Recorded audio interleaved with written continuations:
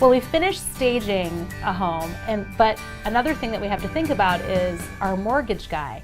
Now, you might think, why do I have to care about a mortgage? I'm selling a home. But there are things that you need to make sure that you have in place so when that fabulous buyer comes in to take your home over, you're ready and you're not holding it up. We also want to think about expectations. What are the things that we need to think about when we're putting our house on the market so that we're not disappointed when maybe something doesn't work out the way we think we should. So what we have is my friend and expert, Adam Carroll. He is the owner of Four Legacies Mortgage, and he's worked a lot of mortgages, so we're going to make sure that we take his advice. Adam, so we aren't talking about buying, which is normally when you would think you get asked for advice about mortgages. But there are things that sellers really can do to make sure that they facilitate or speed up the sale of their home. What are some things that they need to think about? Well, right at the outset, the buyer of your home, your prospective buyer, is going to come in, they're going to make an offer, they're going to give you an earnest money check, and immediately the process then starts once the offer is accepted. So on their mortgage broker side, they're most likely going to order the appraisal right away.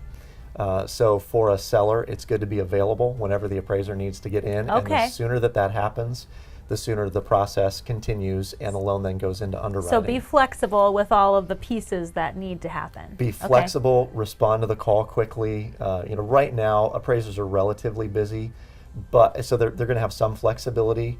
They may not be as rigid as they once were, but it's good to give them a call right back and get the appraisal scheduled. Secondly, a seller needs to understand that they have to have possession of their abstract. Which all those papers that have dust on them. Exactly. This is the history of the property from the time it was raw land. So it has a list of every owner that's ever been in place for the property. Now, would I have the abstract if I was the seller? You would, yes. Most sellers have the abstract. It's the thing in the red binder or whatever? Exactly. Okay, yeah, gotcha. It's usually about a half inch to an inch thick. It's in a red binder. It'll probably say Iowa Title or some other title company's name on the cover. And that is then handed off to the realtor. Now wait, let me just back up. Yes. Do people really not have, does that happen often, that people don't have those documents? You'd be amazed. The number of properties that don't have abstracts in Iowa is probably astonishing. Now it costs about $1,000 to get an abstract recreated. Oh, so it's you want to hang on to those. Hang on to, yes. Okay. If you don't have yours, and this is something that most sellers should know. I'm just thinking. Yes, do you have yours? So if you don't have yours in particular, you can do one of two things. You can call around all the title companies, and there's about 4 or 5 in this area that would do the abstracting, the updating. Okay.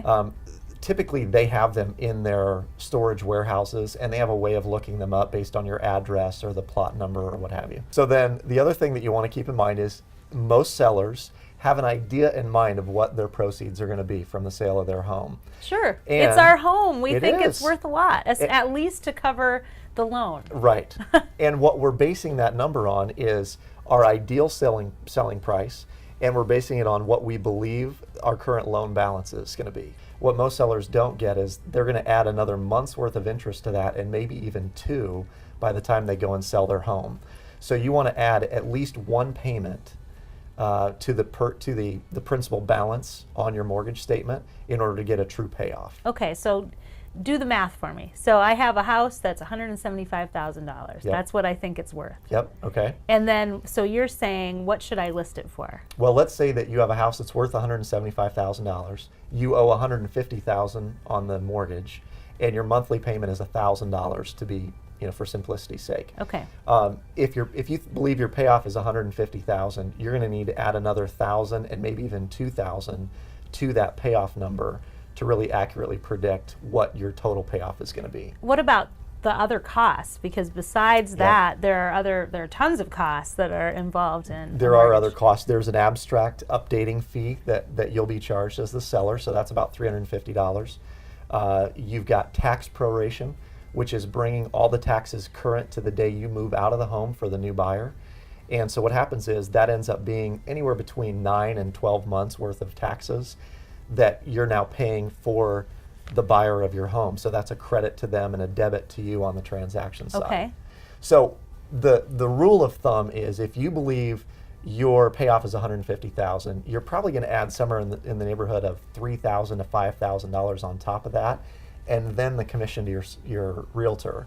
So as you're going out and you're looking at new homes, make sure that you're qualifying yourself based on the money that you can put down after all that money is taken out, because it will be substantially less than what It's you a think transaction among professionals, Right. so there are costs to doing that sort of thing. It's said that every real estate transaction that happens pumps $40,000 into the local economy. Really? Between the realtor commissions, the mortgage broker, Cutting off things, starting things, exactly, all of that buying stuff. furniture, having Right. painters come in, all that. All right, there are a lot of things, as I suspected, that you have to think about when you're selling your home with a mortgage person. Adam, thank you so much for Absolutely, helping my me pleasure. out. I think it was all really useful information. The next thing we're going to do is spend a little time with Mexe. He is a realtor with Remax Real Estate Concepts, and go into all the different pieces and activities that are behind the scenes before you get your offer to sell your home and move on to something better.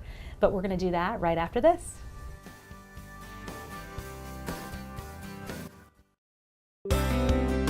The final thing that we're going to talk about today is real estate. You are going to have to list your home, and there are a variety of options available to you. Most people do list with a realtor, and we're sitting today in a house that is listed with my expert, Mexe, with Remax Real Estate Concepts, and he's been a realtor for a while. So we want to talk a little bit about why use a realtor, what exactly does a realtor do, and also my thought is let's make it easy for you to sell your house. There's all kinds of things that you have to think about, and if you know what those things are, then when you are working with a realtor or a mortgage person or a stager, you'll be the easiest client ever, and that's kind of my ulterior motive. You love that, don't you? I love it. I love it. So. Okay, how long have you been a realtor? I've been a realtor for just over 3 years now. Started out in 2006, and I just hit the ground running. And you love it. I love it. I love what I do. And okay, so the first question that I want to ask you is about why use a realtor. That's the first thing on everyone's mind, because they think, well, you get a fee, so the quickest way for me to save money is to not use a realtor and just stick a sign out there that says for sale. So let's talk about that first. Yep. That's a great point. And the number one reason really why to use a realtor is just exposure. If you try to sell your home by yourself, all you're going to get is drive-by traffic. You know, you can post it on for sale by owner websites or Craigslist, but at the end of the day, you've got to be in the best place at the right time. The reason why people use a realtor is quite simple. You save a lot of time, you save a lot of money. And there's a realtor world. I mean, you're all talking to each other. It's not just about a specific company or a specific part of town. There are people that are always just working together and networking to make it happen, right? You got it. Listing your house for the right price, it's part art and it's part science. Basically, the first thing I do is I look at the house. The subject property is what we call it, and we get as much information about the home as possible. Square footage, bedrooms, features within the home, and then we go out and look at comparables.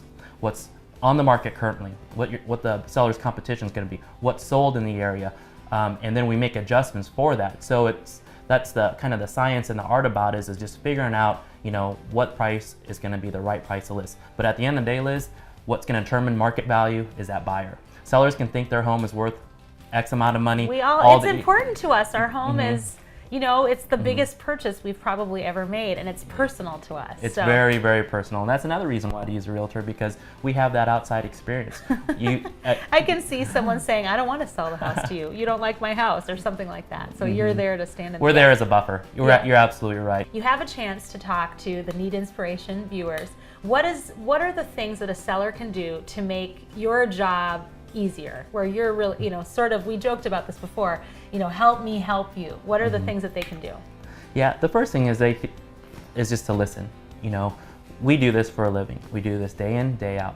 We work 24/7, realtors honestly do. And the first thing is just listen and value our input, trust our guidance. And that's the key thing, is because at the end of the day, we're all professionals and we look out for what's in your best interest as a client. We put your interests above anybody else's. So just listen, be receptive, be open-minded to what we say, and we'll steer you in the right direction. I hope you enjoyed watching the show, and if you want any information about the tips or the expert information that were talked about today, go to neadinspiration.com. We hope you enjoyed this episode of Nead Inspiration. We're proud to bring a new episode each and every week. Stop into Des Moines Motors and see our incredible line of noble cars, electric motor vehicles, and quality pre-owned cars, trucks, and SUVs. We'll see you on the next episode of Nead Inspiration.